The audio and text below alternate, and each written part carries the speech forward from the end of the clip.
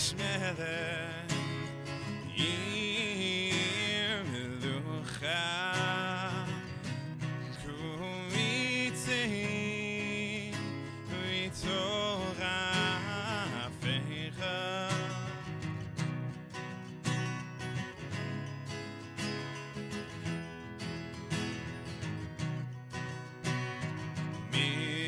Mikdash melech ir melucha kumitzi vitorafecha Rav lach shevet v'yeveg abachaviu yachol alaychem la Rav lach shevet v'yeveg abachaviu yachol alaychem la Nari me'afar Yodef shiving day to fang techami Nari me'afar Yodef shiving day to fang techami Liv shiving day to fang techami Rav lach shevet v'yeveg abachaviu yachmol alaychem la Rav lach shevet v'yeveg abachaviu yachmol alaychem la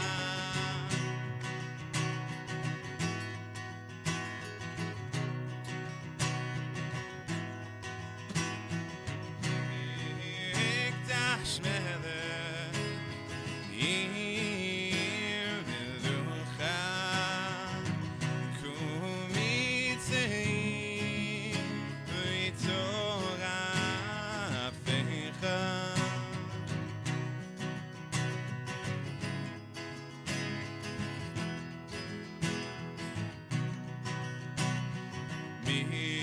Mikdash melech ir melucha kumitzi vitorafecha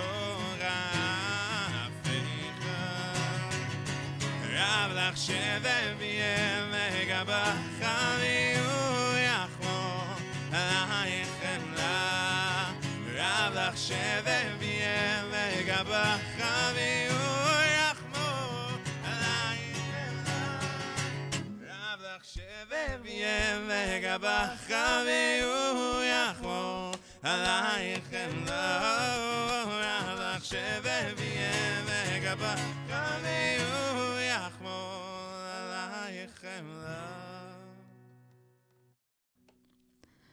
Welcome to the IDC Radio 106.2 FM. You're listening to the Big Tree Sessions, a podcast music series exploring students, young artists, and the music that they love. I'm Jonathan Silber, your host, and here with me in the studio is Mordechai Levy, age 23, currently living in Beit Shemesh, originally from Muncie. He's currently working in digital marketing, and with him is Tani Rosenzweig from Toronto, age 20, finishing the Army tomorrow, and he is joining the IDC communications program next year. Morty, can you tell me what you just played for me? Sure. So this song was called Mikdash. It's about over a year ago, actually, right when Corona broke out. I was in Yeshiva Lev Torah with my boy Johnny Silver and Mayor Charlotte. It was a song that came out of really just kind of everything, just COVID happening and everything kind of just like what the heck is going on?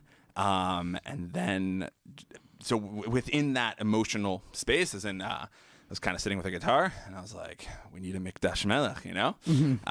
And then because of Corona, and because we had a lot of time on our hands, that was kind of when started recording the song, producing the song. Tani came along, brought it to life. Mayor on the original track played a lot of guitar, a lot of electric. Yeah, that's where it kind of came from. Mikdash is really like your first song. Like when you were coming into your music, as I remember for those listening, me and Mordechai Levy, we used to be roommates some time ago when I was spending in yeshiva. You're entered in music.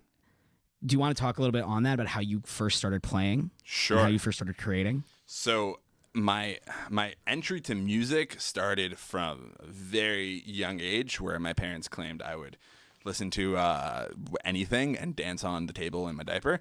But beyond that, I started playing drums at the age of 10 or 11. Right. And that really continued on for about like 5 years. And then after that, it was kind of just radio silence for me for music.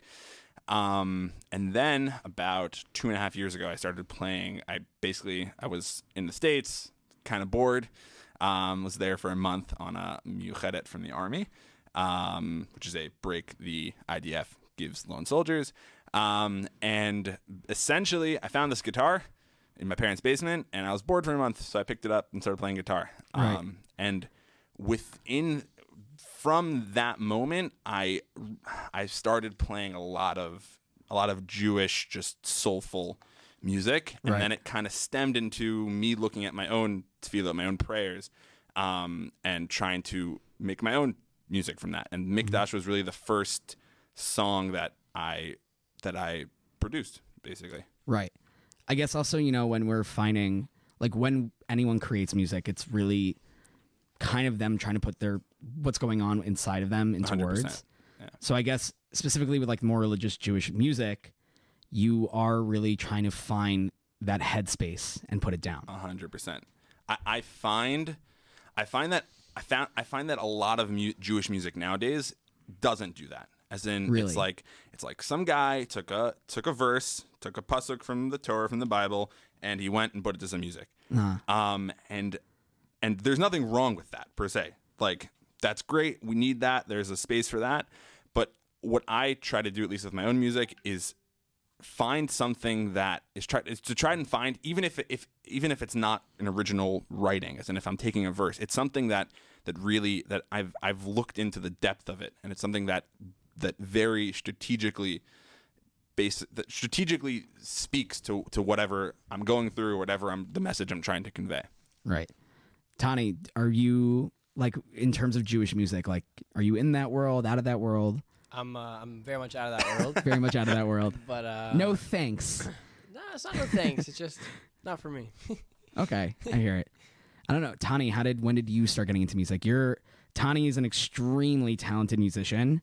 What are some of the instruments that you play? I play guitar, bass guitar, drums. Those are the easy three. This is the easy three. Dabble with piano here and there because it's more or less just up and down the scale. And then, I saxophone is one I picked up in high school. And I love Fascinating. Brass instruments are literally my favorite instruments. I love them. Yeah. So how did someone in your life bring you to music, or you kind of came there yourself? My parents started me on violin at like 4 or 5 years old. Oh my God. Okay. I played for like 2 years, nothing much, and then I quit because I messed up on stage somewhere. I was 6 years old. I didn't know any better. I wish I stopped. I wish I would have kept going. But after that, I picked up guitar at 8, saxophone in high school, and the rest just picked up by ear. Well, I guess I'll ask both of you this question. We'll start with Morty. What artists would you say are your inspirations? So, in terms of Jewish music, I would say very much Yishai Ribo and Akiva Torjaman. I feel like they both spearheaded this movement of taking Jewish music out of this box, which was like really cheesy, like let's just throw every instrument we can find on this song because let's do it. Right. And they brought a breath of fresh air and life into Jewish music. Right. And non-Jewish music, I'm a huge fan of Cody Fry, and I actually don't know who that is. Oh, he's awesome. That's great. He's amazing. And Ben Rector. Like my dream is not to be, but I want to make Jewish music like Ben Rector makes music. Like, okay. Like soulful, good, like stuff like, a 40-year-old mom and dad would listen to, Right. I always kind of thought maybe your inspirations were more like Shlomo Katz, because I kind of felt like that's where your sound a little bit is, but 100%. It could just be the acoustic guitar. So 100%. I very much, Shlomo Katz is a huge inspiration to me. Musically, that's I would say when I first started playing, most of my inspiration came from Shlomo and Eitan. I would say now though I've been moving. You'll see with the last song that we play now, it's an original. So I'm trying to move more into that space of writing my own original music. Right. Tani, I don't know what artist inspires you. I'm all over the place. Yeah. Whatever. It's a good place to be, all over. For sure. Whatever I'm listening to just happens to seep in my music. I love one of my favorite artists of all time. It's got to be Tom Misch. Okay. I don't know if you've heard of him. I think the name is familiar. Just a lot of neo soul stuff, smooth guitar playing. It's Man. great. It's so interesting to find out when you talk to the artists who they really like, because it's always people who musically are like very intelligent and they're really skillful. Yeah. So it's always really interesting to find out what they're into. Okay, so let's move into the next song. Your next song is, what is it? Verastically. So I'll give before we do the song, I'll give a little rundown on what the song is. The song is a verse, I believe, from Yeshaya, which I don't remember how to say that in English. It's basically a verse that when Jewish men wrap tefillin, phylacteries, they say this verse every morning. And basically what it means, the words are verastically, verastically, which means betroth me, which means connect me. So verastically, I need to sing the song in my head to remember the words. Verastically l'olam, verastically v'tzedek, verastically l'olam. So connect me to the world, betroth me to the world. Verastically v'tzedek u'mishpat. So connect me to, betroth me to righteousness and justness.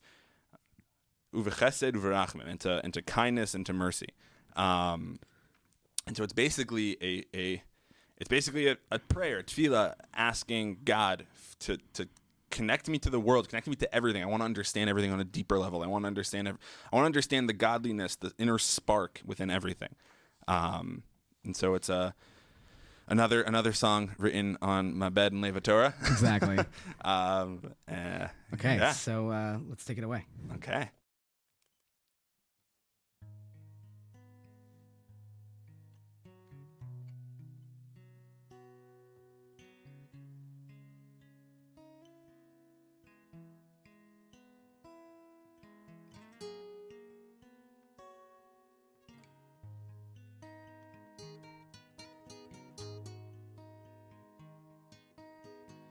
Verastically l'olam, verastically b'tzedek u'mishpat, uv'chesed u'rachamim, uv'chesed u'rachamim.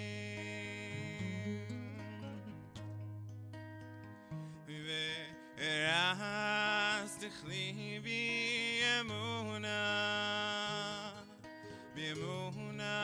v'dated Hashem. Verastically b'emunah v'dated Hashem.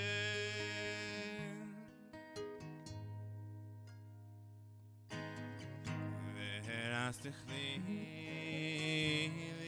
l'olam, verastically v'tzedek u'mishpat, uv'chesed u'rachamim, uv'chesed u'rachamim.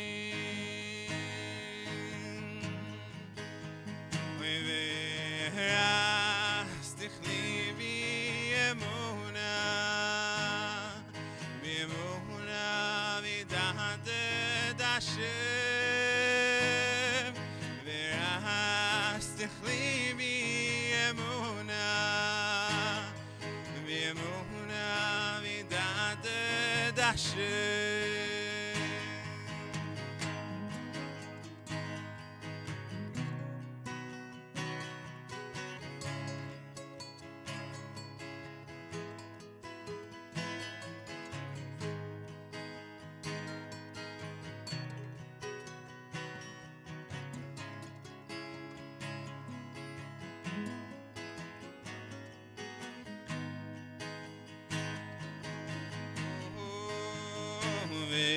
Verastically b'emunah vidaded Hashem v'rastich li v'yemuna vidaded Hashem.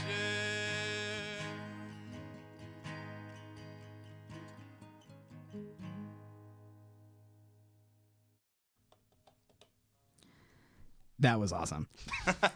That was so great. I kind of bungled that little whatever thing at the end, so apologies to everyone listening. I think it's all good. I don't think anybody noticed. Okay. I feel like every time that I'm hearing Jewish music live, it pulls you in. Like 100%. it really pulls you in. Like I don't know if you guys, at least whenever we would go to there's a concert. What's the Moshav called every year? Vomodin. Vomodin. Yeah. Where they have like all like the new music of like the like Jewish youth come up. Yeah. And it's the funnest time. It's so fascinating. I don't know if you guys agree with it, but it's just there's completely something agree. there. I'll tell you my own thought, and I'm not. I feel I need to think very very carefully before I say anything. You don't want to get canceled. Exactly. I'm not trying to. I'm not as in like I'm not putting down any artist, anything at all. I will say that with Jewish music, and this totally exists in non-Jewish music too. But I think with a lot of Jewish music, there's a lot of, there's only so much feeling you can have about a girl, about money, about drugs, about like something. There's a lot of feeling I can have about a girl or whatever. But my point is that with Jewish music, there's another layer of depth when it comes to emotion and the feeling that the emotional drive in the song. Mm-hmm. And there's a layer of spirituality on that. So the question is it inherent because of the style of music, or is it inherent because of what the subject is? I think the subject. The subject. Yeah. I guess so. I could be wrong. I don't know. Listen, if what you're singing about is literally your soul, your nefesh, right, then it's hard not to kind of, be soulful. Right. 100%. As in the moment you're doing something where you're saying, where you're having a conversation with, it's the most vulnerable thing to have a conversation with God and then to play it for everyone. Right. As in like that's something most people that are having those kinds of conversations are not doing like on a, I guess, more public scale. Mm-hmm. This is what I should have led with. Okay, yeah. That level of vulnerability, I think, is something that really pulls people in. Right. So, Morty, I want to talk about I think you're one of the most resilient people I happen to know.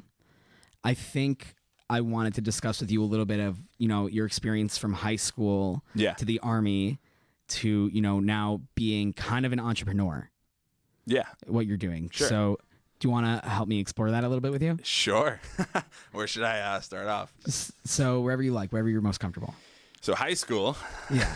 It's a fun one. It's a fun one. High school, as most people know, is the best years of their lives. Right. It's all downhill from there. So so high school for me was an interesting experience. In 9th grade, I had an appendectomy, had appendicitis. This is the end of 9th grade. All right, classic high school stuff. Classic high school stuff, exactly. And then after the surgery, things did not get better. They got worse. And so went to a lot of doctors, trying to figure out what was going on. Ended up being diagnosed with something called Postural Orthostatic Tachycardia syndrome. A mouthful. Yeah, say that 5 times fast. And so because of that, I was basically not able to attend school in a normal fashion. And I did high school online. During that time, I basically explored a lot. I did a lot of things to get better, and then in addition to the side, I finished Netflix. That was right. That was my after finishing all of Netflix. You're like, what do I do with myself? Right. Okay. So I learned how to code. I started making apps and websites. And then so much so that you were getting hired. You're getting hired by people. I was by 11th grade. I was working for 2 to 3 different startups. Right. I was doing their grunt work, Right. But towards senior year, I was working for an actual company, building them a feature app. Right. Have you ever appreciate how amazing that is and how resilient you are for doing that? You got knocked off from high school from illness. Yeah. And then throughout that time, you're like, okay, I'm just going to start I'm going to teach myself how to code and get hired by people and make actual money. Well, it started more because I had all these ideas for apps. And so I was like, oh, cool. I want to make them now. And I couldn't. Right. So I was like, all right, I'll just go on YouTube and figure out how to make them. Right. And that's where it started. And then through that, I became super techie, super nerdy. Right. I was as nerdy as they get. I was following every Apple event, Google Developer Conference. I don't know, whatever. But yeah, and then after that, I went to yeshiva. Actually, after that, I went to Israel to look at yeshivas to see like, okay, what do I want to do now? Yeah. How was your yeshiva experience? My yeshiva experience, Which is almost still going on. which is just finished after 5 years. 5 years time. My yeshiva experience was incredible. It was absolutely life-changing. Before yeshiva, I was very much on the track of like, I'm moving back to the States. I'm going to go to Silicon Valley. I'm going to start a tech company. I'm going to be a bajillionaire, and that's going to be my life, and it's going to be great. And that is now not my my life goal. Still a bajillionaire. So, you know, I could settle for a little less, but that is not my life goal. And yeshiva really put me on that track, and it also put me. It introduced a lot of things into my life.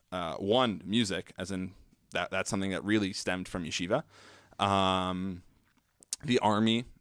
As in, I did full Hesder service, which is essentially a program for the IDF where you go to yeshiva, you learn, study Torah, Bible, and then for a year and a half you do military service, and then you go back for another 2 years in yeshiva for still part of your military service learning. Right. So in the army is really when like I said earlier, when I discovered music, and I don't know, I owe a lot to yeshiva. Right. Yeah. I don't know, Tani, I know you also went kind of through a similar process, at least in terms of yeshiva army. Now that you're finishing up, I don't know, where are things going? Like you're coming here next year. Right. So why communications over something else? That's kind of what you're choosing. I just figured communications is the easiest, not as in like easy hard, but it's the easiest degree to leave all my doors open. So with communications degree, you can go pretty much anywhere. Right. So I figured it might be the greatest shot. Right. How was the army experience for you?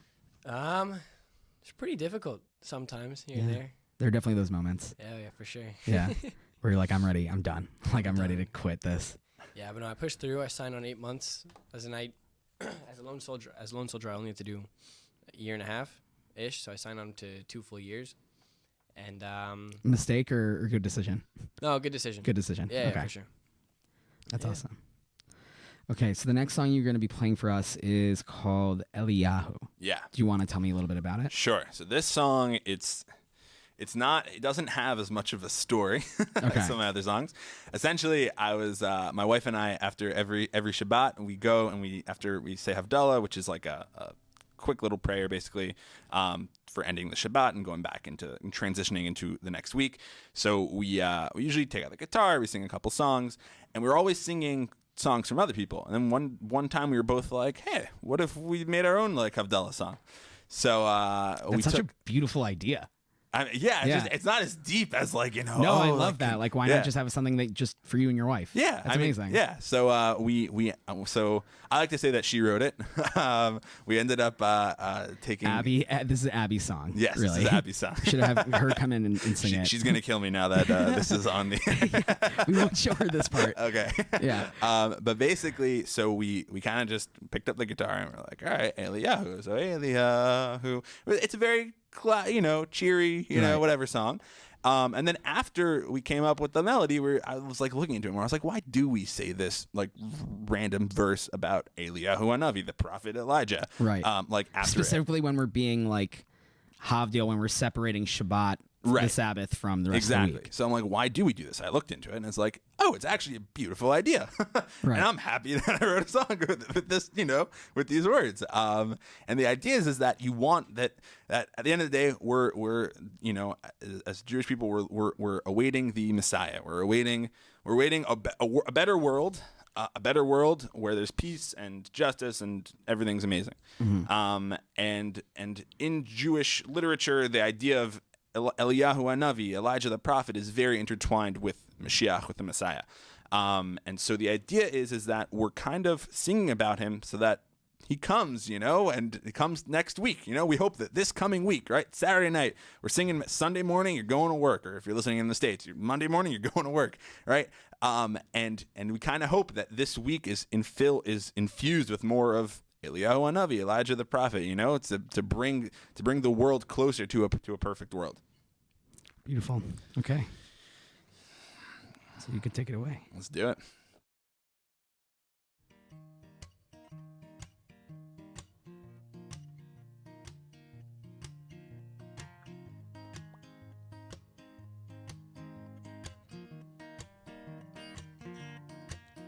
Elyahu Hanavi, Elyahu Atishbi, Elyahu Angiladi, Elyahu Hanavi, Elyahu Atishbi, Elyahu Angiladi. Bimheira yavo aleinu im Mashiach ben David. Oy bimheira yavo aleinu im Mashiach ben David.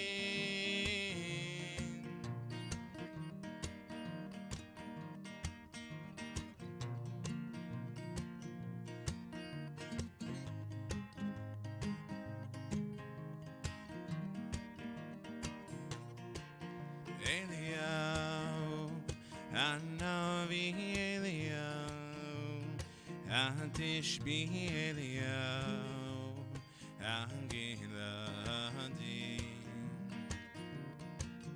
Elyahu Hanavi, Elyahu Atishbi, Elyahu Angiladi. Oy bimheira yavo aleinu im Mashiach ben David. Oy bimheira yavo aleinu im Mashiach ben David.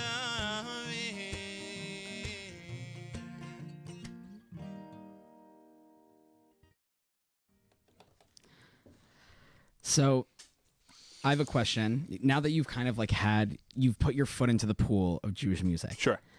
What change would you like to see in Jewish music? What change would I like to see in Jewish music? Yeah. Okay. So two main things. Three maybe. Okay. I shouldn't have numbered that. We'll keep adding the numbers as we go on. Yeah, exactly. Okay. I would say the biggest thing, as a kid, I listened to Jewish music growing up because that was what I was raised with. And then in my teenage years, I was like, wow, this stuff doesn't sound good. So I stopped. Listen, if you're not a fan of 30 pubescent teenage boys singing as high as they can, I would understand why it's not so enjoyable. Exactly. And there are people that really do enjoy that. And that's Exactly. their thing. Great. That exists. Amazing. That's awesome for them. For me, I wasn't into that. Call on Miss Boyle. Sorry. Exactly. Yeah. So the biggest change I would like to see is one, that people take what they're singing about more seriously. And I think Yishai Ribo really, sure, there were people before him that were doing this, Udi Davidi and people like that, but Yishai Ribo was the one that really took it mainstream. Would you also say Hanan Ben Ari also kind of did that? Oh yeah, Hanan Ben Ari 100%. I can't believe I forgot to mention him. Yeah. Hanan Ben Ari also 100%. They really took this idea mainstream of let's not just take a verse and turn it and put a melody to it, which there's a place for, and it's needed and it's amazing. And as in the last three songs I just played were that. But let's take something more. Let's write something. Let's write a prayer. That's the best kind of tefillah. It's the best kind of prayer. Something from your heart. You know, the only reason we have these prayer books Right. is because the rabbis, you know, Chazal back then were concerned that we would forget how to pray. So they took that idea and they went with it, and it's working. As in, they're huge Jewish musicians. Right. That's number one. Number two, just more soul. You know, just don't just sing things stom. Although I guess that's Do kind you of. think it's also kind of that, like the thing that you said earlier about, you know, not just taking a verse and just putting music to it, but kind of really writing something out, 100%. really, you know, applying yourself to the music that you're making. 100%. Even if you're going to take a verse and put music to it, which I did for these last 3 songs. Right. Make Which will look the other way this time. make sure there's depth to it. Make sure there's meaning, and make sure you really know and understand what you're singing. Because that, as in, don't just pick something because it sounds nice. No, pick something that means something to you. That's one section, and the other section is, and this is why I love working with Tani. Stop throwing so much instrumentation on everything. Like think of everything. Just, I don't know how to put it. Just get Tani involved. Every Jewish artist needs to get Tani Rosenzweig because he knows what he's doing. I should start charging. Yeah, you should. You'll make a lot of good money. 100%. Why go to school? but as in, so much Jewish music is just like, let's copy what like non-Jewish music did 10 years ago. And newsflash, no one wants to listen to what non-Jewish music did 10 years ago today. Right. Be original. Like, come up with your own arrangement, your own, have it make music, make it where someone that doesn't usually listen to Jewish music would want to listen to Jewish music. And I think that's something Yishar, again, getting back into the Yishar Bochanan Ben Arith, Akiva Torjman vibe, that's something they totally hit the nail on. They totally hit the nail on the head. Right. That it's not just for one group, it's for anyone. Right. Anyone can come to this and just 100%. Someone the same way that that you can go and listen to something from like Jimi Hendrix and be like, wow, that is beautiful musically. Right. Forgetting lyrics, forgetting anything. Just musically, that's a work of art. We should be doing the same thing for Jewish music. Why isn't anyone doing that? Right. What? Not to say that. Sorry to cut you. No, Not to say go that my for it. music is doing that. But with Tani, it's getting there. That's a. Do you want to tell me about your last song, Shavateinu? Sure. I feel like Tani. I feel like you have. words. Tani, if you have input on this song, tell us. Not the song generally, but it's Morty's got it. No. Oh no. I was talking about Jewish music in general. I don't need in general. I agree with pretty much what he said. I mean, okay. Jewish music is pretty much you gotta bring something to the table. Okay. It's still the same thing. Right. Keep it fresh. Exactly. Like Subway. Eat fresh. Keep fresh. Eat fresh. So do you want to tell me about Shavateinu? Sure. So this song, I started working on this song almost not a year ago, but like 10 months ago. And it's still Around the time you got married? Yeah, actually. Okay. Pieces. The chorus for the song, I wrote long before I was married. Actually, during Corona, when my wife and I were trying to like figure out when to get married, when to get engaged, it was very, very hard emotionally because there's literally like there was no way to know anything. And all the airports were closed. We were like, how do we plan a wedding? How do we do this? How do we do that? And so the chorus really stemmed. The chorus came from that, and then in September I was like, I need to do more with this. So I decided to. This was like the first song that I wrote like words to. And I think I've rewritten the song about 6 times. You could ask. Tani's been involved from the very beginning. He's heard like the 10 iterations. And then I finally thought I had it. I was like, that's it, done. And then I sent it to a friend another Tani actually, Tani Plansky, who Mazal Tov just got married. It's also Tani Plansky. Yes, I feel like I have a lot of really amazing musical Tanis in my life. So I sent it to Tani Plansky, and he's like, dude, he's like, you got to do more with this. He's like, I'll help you out. So we started over again from scratch. This time doing things, less bedroom studio-y and more like legit. And yeah, so this is like my first original writing, basically for a song. And the song is about talking. It's about all these songs are the same thing. It's about a connection and talking to God. it's sometimes we're in situations where we're feeling the freaking Niagara Falls, but we don't know how to put it to words. Right. And there's a lot of ideas in Hasidic teachings from Rabbi Nachman, the Chalban, of that's okay, that if you can't put it into words, that's totally fine. Mm-hmm. Like that, God, Hashem, He understands. He understands, and He's listening. And Rabbi Nachman says, and this is where a big piece of the song is, and it sort of it's a theme that develops throughout the song, is that when you are in that situation where you have so much inside, but you just don't know how to get it out, the best way to get it out is just start talking. Just say, hi, how are you? Right. Just start talking to God. And that's really this song. So before you play us out, how can listeners find you online? Sure. So I have a Facebook and an Instagram. I have a website that's coming soon. Oh. But right now I only have the only song that I have out is Mikdash. Okay. And that's on Spotify. That's on Spotify, Apple Music, iTunes, all. Mordechai Levy on Spotify. Mordechai Levy on Instagram. Yeah, I think the handle is levy.music, something like that. Okay. Just search my name, you'll see me with a guitar. So that's on Instagram. Facebook, same thing.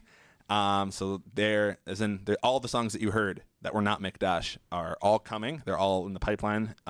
This is the preview. This is the preview. Yeah. No, it never been played before. That's how you can find myself. Okay.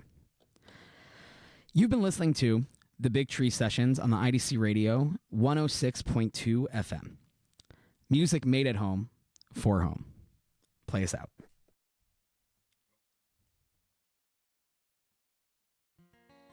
Shalom uvracha, ein li ma להגיד שום מילה היא לא יכולה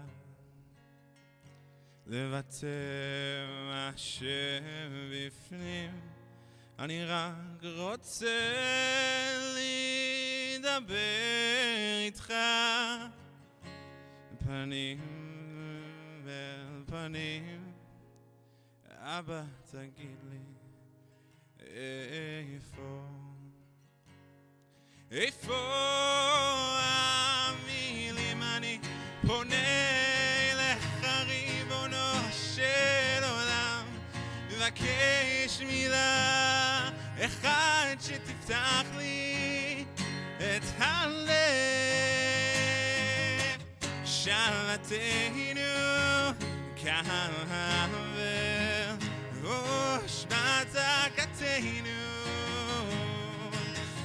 יודע תעלו יודע תעלו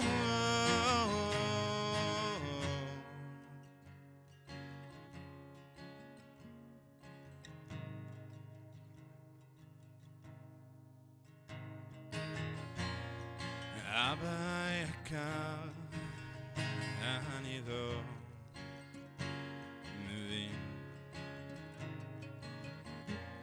אני סתם מספר לך על כך שאין לי מילים אני צועק וצועק אתה שומע זה אני הבן שלך ליבי מתגעגע או אבא אני משתגע אני פונה אליך ריבונו של עולם מבקש מילה אחד שתפתח לי את הלב שבתנו כעבר ראש בתקתנו יודע תעלו יודע תעלו אני יודע שאתה שומע לכל שבתי ולכל צעקתי אני יודע שומע, אתה